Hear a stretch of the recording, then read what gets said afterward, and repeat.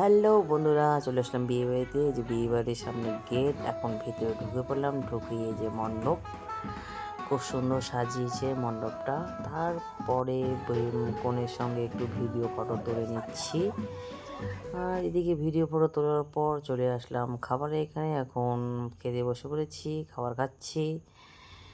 তো একদিকে খাওয়া চলছে আর একদিকে রেডি করছে, সবাই বসছে ওখানে। এখন শুরু করেনি, শুরু করবে। তো আমাদের খাওয়া হতে হতেই চলে আসছে বর।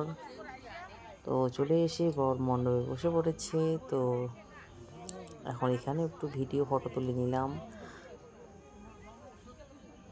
তারপরে বোন পান এনে দিল, এখন পান খাবো।